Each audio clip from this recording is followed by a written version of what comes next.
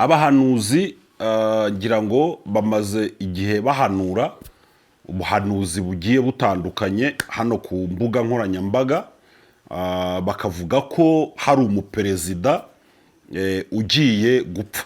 Ntabwo ari njye wabihanuye, ariko abahanuzi by'umwihariko abahanuzi ba hano mu Rwanda bamaze iminsi bahanura, bakavuga bati hari umuperezida ugiye gupfa. Ndetse hariho n'abanamije barabisobanura neza, baravuga bati perezida w'u Burundi Evariste Ndayishimiye agiye gupfa. Hari abari bavuze ko bitari burenze umwaka ushize wa 2025, umwaka ngira ngo wararangiye perezida w'u Burundi adapfuye. Noneho hari n'abavuze yuko ari bupfe mu ntangiriro z'uyu mwaka bitarenze ukwezi kwa mbere, uku kwezi nako kuza kurangira. Nubwo bimeze gutyo, ariko wenda iminsi yagiye igenda ishira, abahanuzi bo bakomeje guhanura, baravuga bati mu Burundi amaraso agiye kumeneka, mu Burundi ubutegetsi bwa CNDD FDD bugiye gusenyuka buveho. Hari abarundi wenda ubu buhanuzi babwakira neza, hariho kuko nyine nge nkunda gusoma komenti, hari ababyishimira, hari n'abarundi ubona nyine baba babona ubwo buhanuzi bagaca bavuga batari ko mugabo ni ukubera iki Imana ituma abanyarwanda gusa ku Burundi kaba ari bituma guhanura, ni ukubera iki itagikoresha n'abarundi. Ibi ngibi wenda ndagira ngo nze kwiganira n'abarundi cyane muri iki kiganiro, tuze kurebera hamwe iby'urupfu rw'uyu muperezida w'u Burundi bikunze kugaruka hano kuri social media. Nubwo tutari buze kubigenzuza wenda umwuka, cyane cyane ko Bibiliya ivuga yuko ibihanurwa byose dukwiriye kubyakira, ariko ngo tukagenzura tukagundira ibyiza, noneho ibibi tukagira gute tukaba twabitakaza. Ubundi ntabwo gupfa kwa perezida ari igitangaza, kuko mu Burundi ntabwo Ndayishimiye ari we wabapfuye wenyine. Ngira ngo witwa Pierre Nkurunziza uwo Ndayishimiye yasimbuye yarapfuye agwa mu bitaro, ntabwo indwara yamwishe yavuzweho rumwe. Hari abavuze ko yishwe n'umutima, ibyo nta nubwo turenda kubireba, gusa yishwe n'urupfu, kandi urupfu bujya rwica abakomeye rugatwara n'aboroheje, ni nacyo kintu turukundira. Uretse na Nkurunziza, ngira ngo perezida w'u Burundi abitwa ni benshi bamaje gupfa.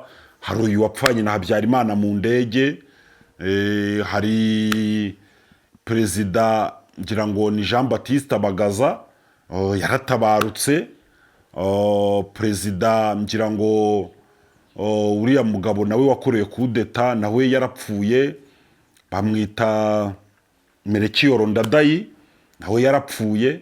Ntabwo rero urupfu wenda rwa perezida Ndayishimiye cyaba ari igitangaza, gusa bibi igitangaza mu buryo abahanuzi babihanuramo. Hari nabyo ndagira ngo nze kugaruka hano kuri Byishimo TV, tuze kubigarukaho. Nanasaba abarundi munkurikiye gukora subscribe, n'abandi mwese mukurikira iyi channel muri hirya no hino kuri iyi si, mukore subscribe, mukande like, noneho ibiganiro byacu bijye bibagereraho ku gihe. Abahanuzi ngira ngo ubu buhanuzi ntabwo ngira ngo ari njyewe ubivuze. Hari abantu mu kanwa kabo bahanura ibyago, murabazi, ntago nenda kubarondora. Baturuka ku wa mbere bakageza ku cyumweru bahanura ibyago. Ndaza kugaruka rero hano kuri YouTube, abantu bakomeje kugenda bahanura urupfu rwa perezida hano mu Burundi. Nge nakomeje kwisegura mvuga ko nta kintu na kimwe cyatuma perezida adapfa kijya kibaho.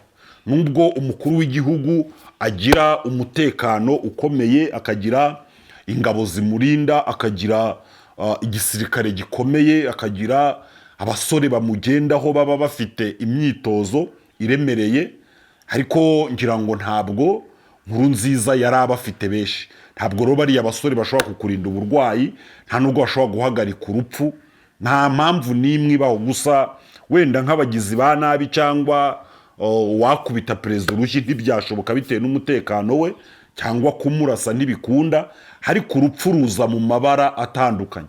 Hari urupfu ruza ari uburwayi, hari urupfu ruza ari agisida, hari ibintu byinshi bishobora kwica umuntu mu buryo bumwe cyangwa ubundi, cyane cyane ko buriya Imana yaravuze ngo wavuye mu gitaka uzanasubira mu kindi. Iryo tegeko ry'Imana rero rirapurike kuri buri muntu wese wabyawe n'umugore.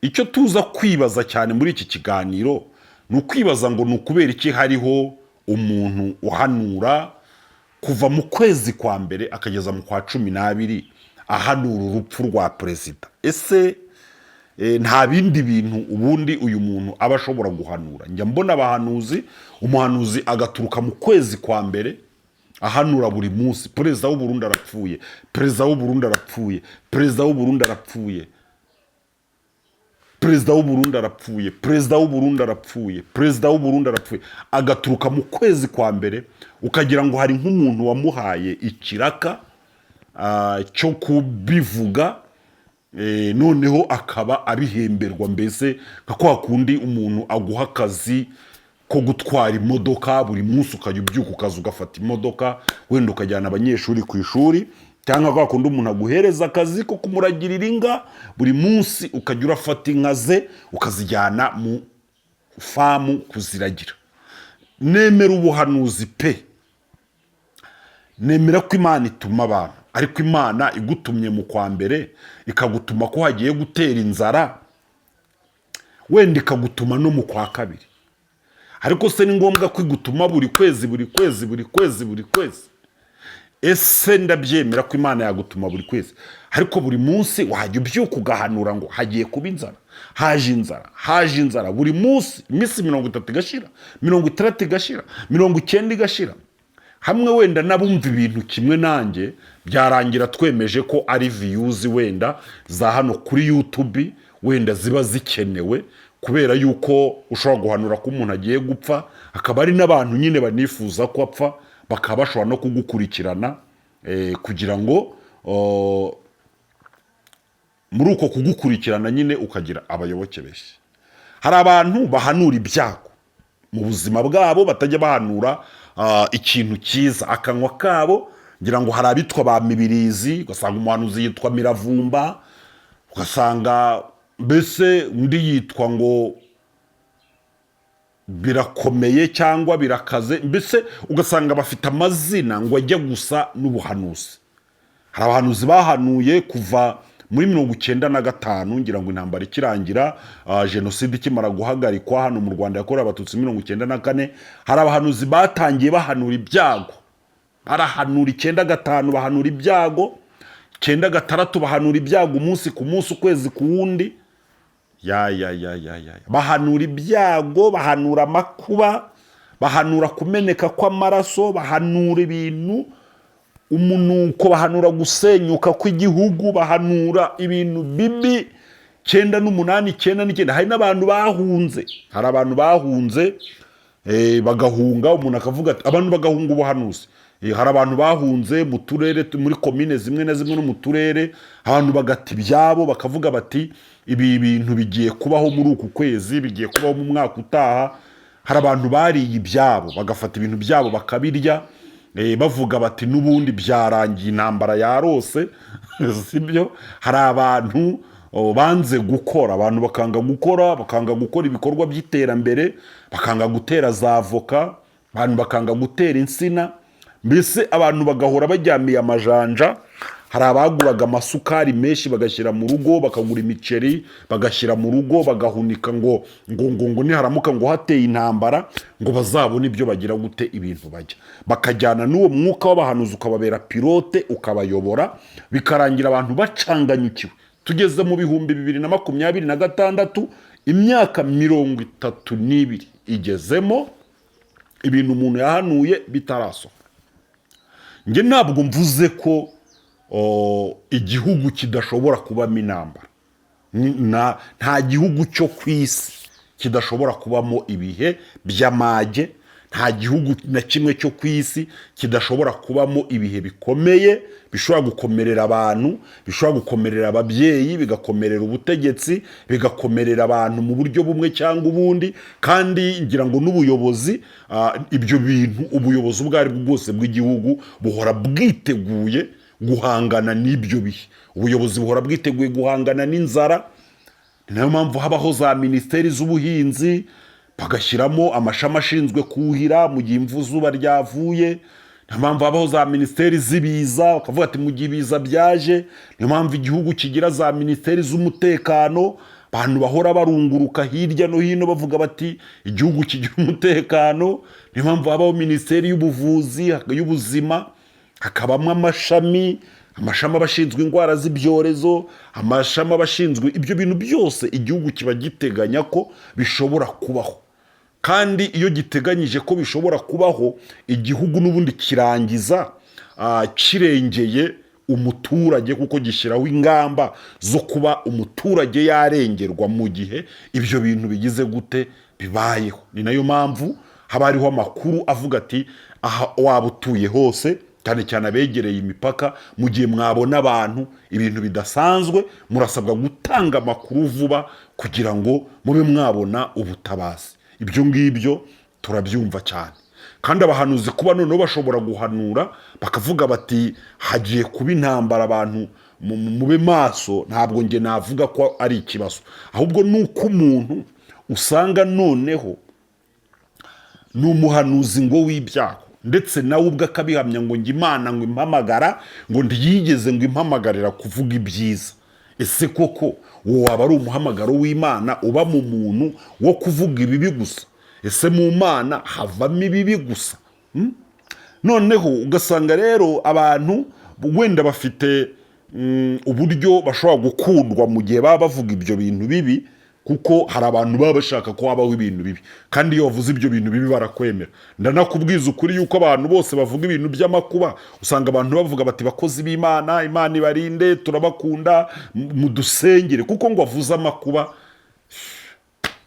Twigarukire hano i Burundi, twigarukire i Burundi. Wenda ibi ndagira ngo mbivuge, ariko manje kuvuga ibyacu byo mu Rwanda ho ubu byaranashize nta n'ukibihanura. Sibyo? Hari n'abahanuzi banahunze kubera ko babonaga ubuhanuzi bwabo. Cyambere kuko nge sinemera ko wahanura ubuhanuzi uvuye ku Mana ngo uwunge. Oya, bagakomeza kujya guhanurira hanze y'ibihugu kugira ngo barusheho kuvuga ibyo bumva bashaka nyine, bita ngo bikomeye, kuko noneho ngo aho ari kubivugira nta rwego rushobora kumuryoza ibyo bintu ari kuvuga. Twigarukire rero i Burundi, mu bashinga ntahe b'i Burundi, mumbwire koko ubu buhanuzi buhanurirwa iki gihugu cyanyu mubwakira mute? Perezida arapfuye, dore kudeta. Abahanuzi babaye abanyepolitiki. Abahanuzi mu by'ukuri wenda dusesenguye, ntitwigwe tujya mu bintu bijyanye n'iyobokamana, twebwe tukirebera ibigaragara.